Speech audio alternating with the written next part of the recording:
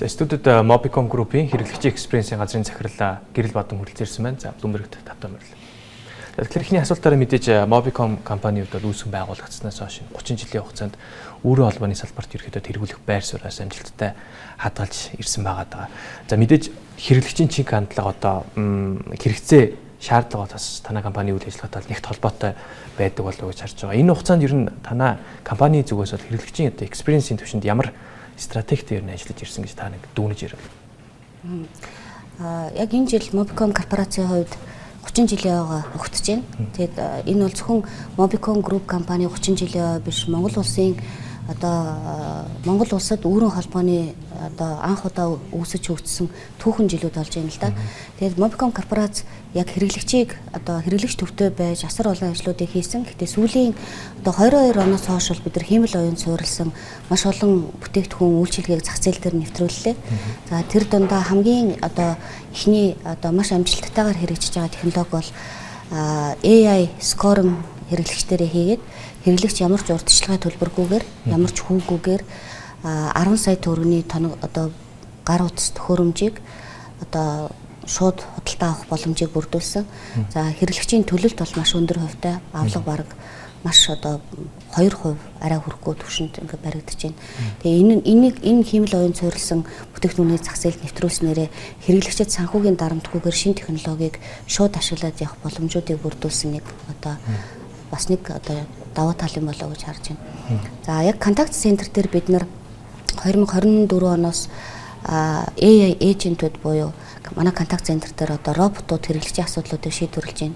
Хэрэглэгчийн асуудлыг роботууд шийдвэрлээд ирэхээр магадгүй илүү төвөгтэй маш яаралтай үйлчилгээ авах хэрэглэгчид хүлээлгийн өрөөнд хүлээх шаардлагагүйгээр богино хугацаанд шууд ажилтнтай холбогдоод ажиллах тэр боломжуудыг бүрдүүлж байна. 25 онд бид нар бас sentiment analysis-ийг одоо зах зээл дээр нэвтрүүллээ. Ингэснээрээ ажилтнуудаа ур чадваржуулах. За тэгээд дээрэс нь одоо богино хугацаанд хэрэглэгчийн асуудлыг шийдвэрлэхэд одоо шинэ технологиг нэвтрүүлсэн нь бас Монголд анх удаа нэлээдгүй том одоо боломжуудыг бий болгосон гэж харж байгаа. Ирэх 30 жилийн хугацааг танай компани зүгээс мэдээж өөрийн холбооны одоо чиглэлийн компаниас илүү бас технологийн чиглэлийн компани болж одоо орох амбицийг тавьж байгаа гэж ойлгож ирсэн. За мэдээж харилцаа холбооны салбарт тэргүүлэх байр суурийг хадгалахын тулд танай компанийн хувьд технологийн одоо чиглэлд одоо зайлшгүй анхаарах шаардлага үүсэж байна гэж харж болохоор байна.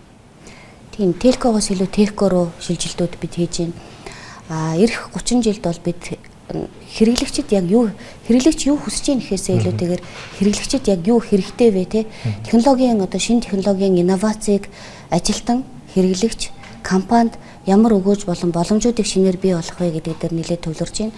Тэгээ энэ онд бид нар контакт центр дээр контакт центр дээр үүлэн технологи дээр суурилсан хиймэл оюунд контакт центрийг нэвтрүүлэх гээд дунд шатандаа явж байна. За энэ технологи нэвтрээд ирэх юм бол илүүтэй ямар боломжууд бий болох вэ гэхээр ажилтнуудын бүтээмж маш их өснө. Ажилтнуудын илүү нөгөө ухаалаг хэлбэрээр ажиллах боломж бүрдэнэ. Тэгэхээр ажилтнууд бол илүүтэй эхний шатандаа роботууд маань асуудлуудыг бүрэн шийдвэрлээд ажилтнууд илүүтэй AI-аас сургах өөрсдөө шинэ одоо ур чадваруудыг бий болгох гэдэг ажилтнуудын талаасаа өгөөж гараад ирлээ гэхэд хэрэглэгч бол ямар ч хүлээлгэгүйгээр асуудлаа шийдвэрлэх боломжууд бий болж байгаа. Харин компанийн хувьд болохоор AI технологиуд бол мэдээж хэрэг нэлээд өндөр өртөгтэй.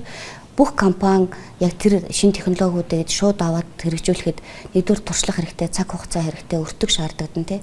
Энэ технологиг нэвтрүүлсний дараагаар Mobicom корпорац магадгүй дурын одоо компаниуд манайхаас multi-tenancy хэлбэрээр контакт центрээ яг энэ шинэ технологиг Mobicom корпорацийн хэрэглэгч ашиглаж байгаа хэлбэрээр шууд одоо яг хэдэн одоо хэрэглэгчид үйлчлэхийн гэдгээрээ аль салбарыг авах боломжууд бүрднэ гэж харж байгаа.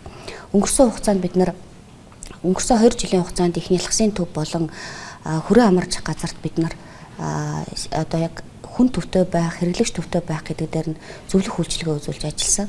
Тэгээ тэндээс харахад магадгүй эмнэлгүүд хэрэглэгчийнхаа дуу хоолойг сонсох, буцаагаад одоо үйл ажиллагаагаа сайжруулахад контакт центр нөгөө хэрэглэгчийнхаа дуу хоолойг сонсох тэр системүүд хэрэгтэй байгаа даа. Гэтэл тэр системийг одоо яг төрийн байгууллага болон жижиг дунд үйлдвэрүүд шууд бий болох боломжгүй маш өртөг өндөртэй туршлага шаардаад байгаа болохоор энэ боломжуудыг бол 30 жилийн хугацаанд нээх энэ боломжоо сая бид нар алхмуудаа тавиад одоо дараа жил хэд бид бол ер нь нэвтрүүлсэн шатанда орж ирнэ. Технологиг нэвтрүүлнэ гэдэг нь бол магадгүй цаашдаа зарим нэг мэргэжлүүд хэрэггүй болох тий одоо хүний тоог одоо хумих тий ажлынхаа тоог хумих гэдэг одоо трендүүд яригдж байна л да. Гэтэ энэ бол яг үнэ хэрэгтээ бол тийм биш. Mobicom корпорацийн стратегийн алсын харааны хүрээнд бид нар яаж харж байгаа вэ гэхээр аз жаргалтай ажилтан л аз жаргалтай хэрэглэгчийг бий болгоно тий. Тухайн компани хамгийн үндсэнтэй зүйл бол хэрэглэгч байгаа шүү дээ. Хичнээн хэрэглэгчтэй. Хэрэглэгч нь тухайн бүтээгдэхүүнд сэтгэл ханамжтай байгаа мó. Тэгээ бид нар зөвхөн хэрэглэгч одоо компани өгөөж гэхээс илүүтэйгээр ажилтны одоо ажил амьдралын тэнцвэртэй байдал, бүтээмжтэй байдлыг өсгөхтэй өөртөө зарцуулах цагийг богиносох гэдэг дээр энэ технологийн шийдлүүдийг нэлээд ашигласан. Хамгийн одоо сүүлд ашигласан юу нь болохоор зэрэг бид нар AI-ийн нөгөө нэг өгөгдлийн шинжилгээнд дээр хараад манай контакт центр өглөө 9-өөс орой 22 цаг хүртэл ажилладаг байсан байхгүй. Тэгээ 20 цагаас ахуулаад контакт центрийн ингээд чанарын үзүүлэлтүүд буураад эхэлдэг болсон. Ерөөс аль ч өдөр байсан хамаагүй одоо аль ч улиралд байсан хамаагүй трендэр ингээд яг 20 цагаас эхлээ буураад.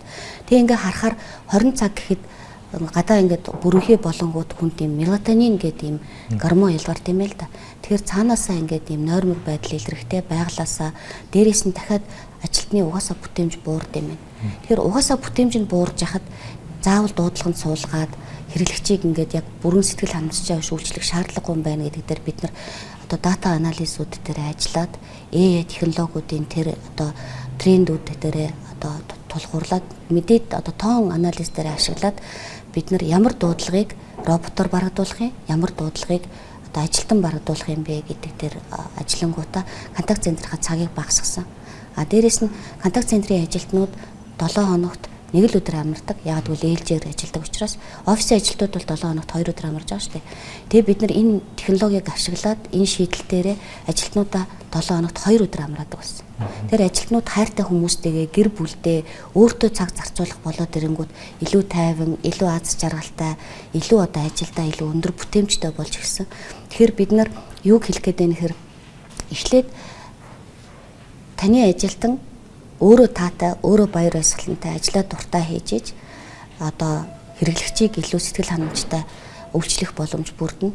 Тийм болохоор технологи яаж ажилтныхаа бүтээмж дээрээс нь одоо компанидаа ч өгөөд хэрэглэгчтэй өгөөж өгөх гэдэг дээр энэ төрлийн ажлуудыг одоо хэрэгжүүлж цаашдаа бас өшөө олон зүйлийг хэрэгжүүлэхээр ярьж байна. Нэмж би нэг зүйлийг бас онцлмоор санагдсан. Одоо манай одоо хиймэл оюунд суурилсан клауд систем маань 2026 оны сүүлд нэвтрэнэ. Яг зах зээл дээр бэлэн болон. За энэ бэлэн болсны дараагаар бол маш бага одоо өртгөөр жижиг дунд үйлдвэрүүд, одоо ритейл компаниуд те SME одоо бизнесийн байгууллагууд одоо яг ижил өгөөжтэйгээр хиймэл оюуныг ашиглах боломжийг Монгол улсад бий болгож байгаа нь бид нар яг алсын харааныхаа хүрээнд хийж байгаа хамгийн одоо 30 жилийнхаа хүрээнд хэрэглэгчтэй барьж байгаа нэг experience талын одоо боломж юм уу да гэдгийг онцолж хэлмээр байна. Манай орны хувьд бол ингээ харахад технологийн салбарт бол яхаар хөгжиж байгаа орнуудын тоонд бол орох бах. Яг уу технологийн энэ шилжилтийг хийхэд Монгол улсын хувьд хэрэглэгчдийн хувьд бодлон одоо давуу талыг ер нь танаа байгууллагын зүгээс хэрхэн хардیں۔ За нөгөө талаас эрсдэл талаасаа бас ямар эрсдлүүд та бүхэндээ одоо тулгарч болно гэж тооцож байгаа бол. Монгол улс бол хөгжиж байгаа орны хувьд давуу тал нь бол технологиудыг маш хурдцтай нэвтрүүлэх боломжууд бас байна тий. Өөрөөр хэлбэл илүү богино хугацаанд нэвтрүүлэх тэр боломжууд бас бүрдсэн гэж харж байна. За эрсдлийн хувьд бол технологи нэлээд үнэтэй байна. Дээрээс нь маш одоо өндөр чадварын одоо мэрэгчлэтнүүдийг шаардж байна. Яг бол шинэ үеийн технологиг богино хугацаанд одоо тий одоо бага эрсдэлтэйгээр нэвтрүүлэхийн тулд мэдлэгтэй, ур чадвартай, хиймэл оюун чиглэлд мэрэгсэн тийм мэрэгчлэтнүүд байж иж богино хугацаанд үр өгөөжөө нөгөө оруулсан хөрөнгө оруулалтын үр өгөөжөө авах боломж бүрдэнэ.